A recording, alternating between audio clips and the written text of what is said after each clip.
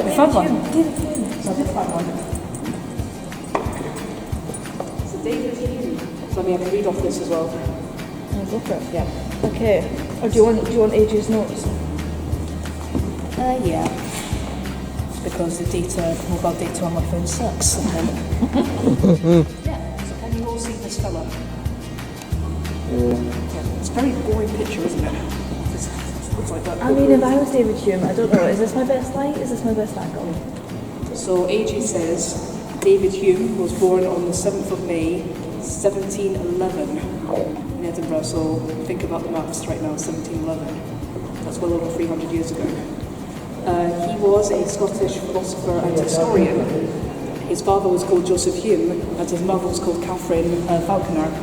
And in 1775, Hume got incurable intestinal cancer, and he died on the 8th of February 1776. So again, that's over 300 years ago.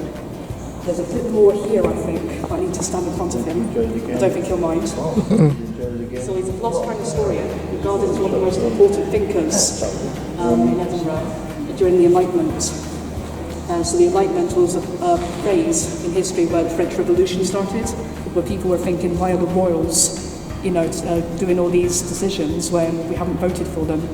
Why should only rich men vote? Why should only... So David Hume was probably, even though he was rich, he was probably thinking about these things as well. Like, why don't we have... Why isn't Parliament the one that's going to do all these laws that people can vote for? So yeah, very important man. And very important thinker, so yeah. Just see if I've got missed anything. Yeah, helping pave the way for more Glasgow and Tolerant world. So yeah, he was instrumental in saying, hey, we should also bring Scottish politicians into Westminster, and also they should have more say on how the laws are. David Hume, eh? Who knows? No, but it should be all different.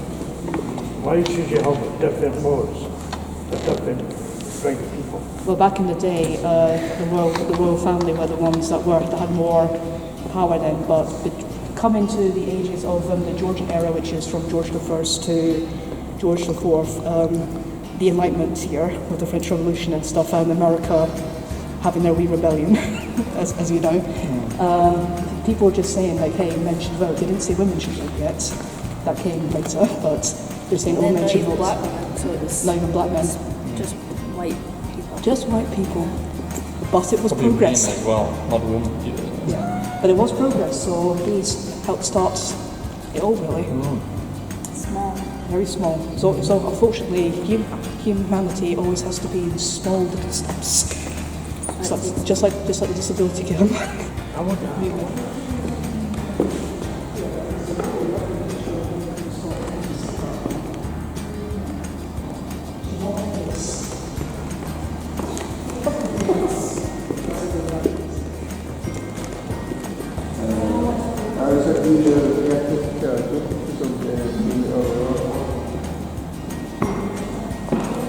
Pretty nice. So Mary was born in 1542, and the one thing I do know that AJ hasn't written down, she became queen at 6 weeks old. Her dad was killed in battle, James IV. And to protect her, they took her to France, which is where she grew up. She was still queen, but they felt, because Scotland and France had a little bit of an uneasy alliance, they were like, let's ship her to France so she can grow up without Henry VIII's, battling Scotland, because Henry VIII wanted her to marry his son, and his son was 8 at the time, and she was 6 weeks. So she grew up in France, she married in France, and when he died, she went back to Scotland to rule on her own. And lots of horrible things happened to her. She came to Scotland at 19. She was Catholic, and Scotland became a Protestant country while she was away. And at that time, Catholics were very much stigmatised, as you know, because there was a lot of burning happening. And Mary married a man called Dalling, and he was quite horrible to her. He was quite abusive. He also killed one of her bards because he was jealous of him.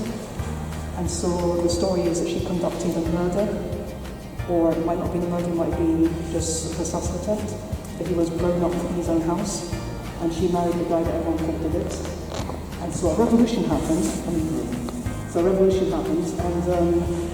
she was basically kicked out of Scotland, and she sought refuge with her cousin Elizabeth I, and we all know what happened there. Elizabeth kept her as a prisoner, and eventually executed her in 1587.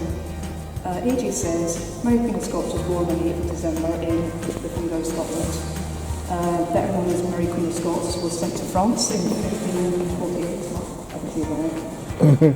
So just as I said, for safekeeping, she was raised in an educated court, so she could speak Spanish, she could speak German, she could speak Scots Gaelic, she could speak English, and she later married Francis the Dauphin of France, which is basically the Prince of France, as heir to the French throne. So yeah, Elizabeth basically killed her because she had all these titles, and ironically, when Elizabeth I died, Mary Queen of Scots' son, James, became king. He was James II of Scotland and James I of England. And his son, Charles I, has obviously also got beheaded by Parliament. So, yeah, the House of Stuart likes a lot of beheadings and dies horrible deaths. You would have been a lot older then. She was 19 when she was about 42 when she was beheaded.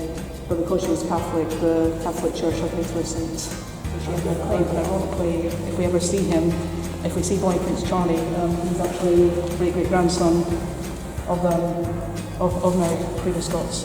So he had more claim than George II, who was fighting for. He'll be around, yeah. He'll be somewhere here. I think he's literally just across there because they're talking about the Jacobite rebellion. Which is, again, a mad piece of in fact, when the King William of Orange, his horse went over a molehill and he died because of the injuries. A lot of Jacobite rebels started toasting this mole for years and saying, "Thank you for killing the king." So who was the one that wanted it? Oliver Cromwell, particularly, to kind of basically well, one of the reasons why the royal state came back was because Oliver Cromwell was a Puritan, so he banned stuff like Christmas. Oh, really? He banned fun, he banned theatre, he banned laughter. Oh, what? Because the Puritans believe enjoyment is a sin against God, which is bizarre. Which is why most of them got shifted off to America. But yeah. So because of all the Cromwell, Charles II was invited back to become king, which is why we have a royal family. So we tried it. Britain tried not having a king queen, and we got bored. So we brought them back. So all this was unnecessary in the end. Yes. I have to look it up.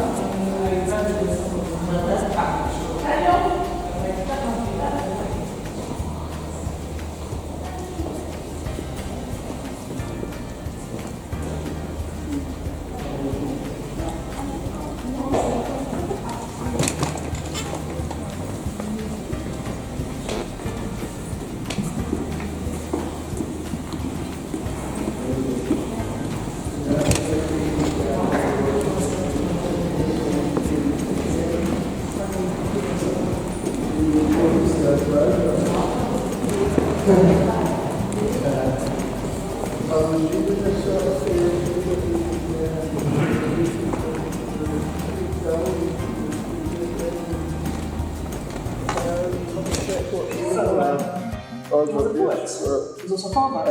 Most days worked on the house, dressed to haggis and many more. And he was considered Scotland's most celebrated for the time of the verses. And his big day is the 25th of January. But I don't celebrate it though, because my birthday is 24th and my brother's birthday is 26th. So I don't care. Well, he's 26, so I don't care. And also, I think William McGonagall is much better, because I can actually quote his rubbish. Yeah. Does anyone like quotes in general? Any favourites? Yeah. Technically, Taylor Swift is a poet. Don't glare at me like that. She writes song lyrics. That isn't poetry. Exactly. Rapping is poetry. But she's a singer, so why does she write a song instead? Because she's a singer.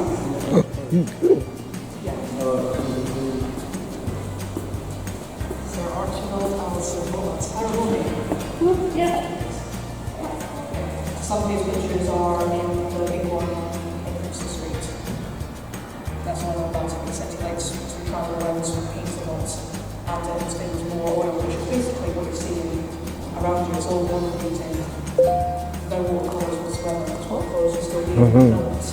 They weren't used until the Victorian was in our 40th period, which came to about 17 to 18, and still 1860.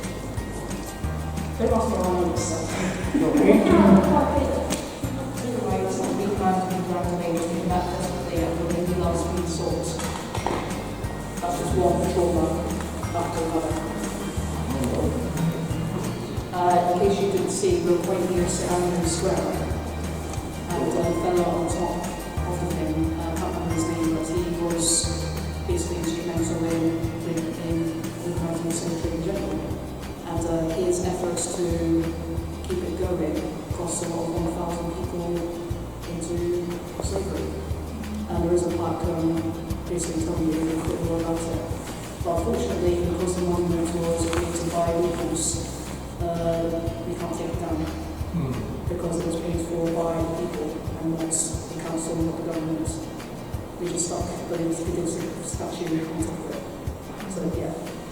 It's a bit icky, but in general, Edinburgh, Glasgow, and basically a lot of first world countries have benefited from slave trade.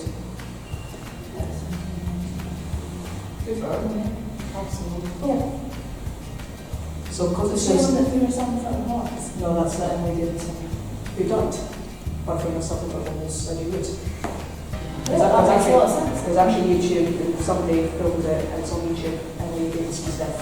So who's Emily? She was the leader of the English. You're thinking of Emily? Thank you.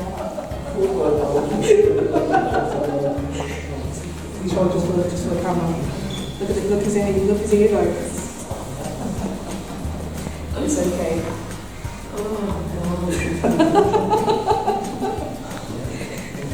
That's hilarious. Does everyone guess who this is?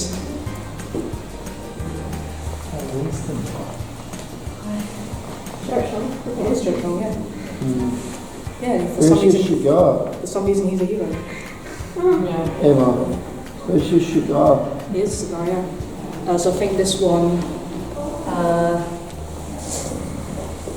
painted in 1999. Because you know in the... So he's just been kicked out of, basically he, First World War happened and he orchestrated the battle. It went horribly wrong, and yeah.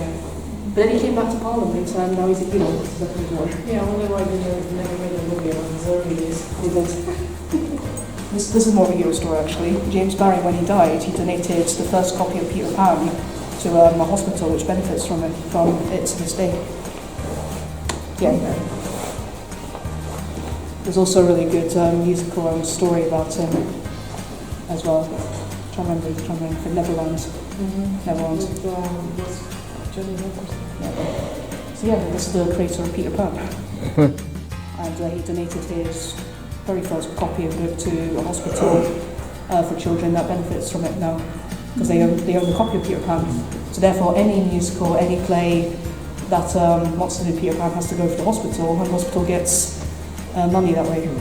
So good, very good man. They didn't even give it to his kids. They were fine. Because he had no kids, sadly. Yeah, from the pictures and stuff that's going on now. Now that oil painting and stuff is... this is oil and lemon. See how flat it is? Yeah, paintings and stuff and chalk. So artists are using lots of stuff now to make portraits now at this point, rather than just oil.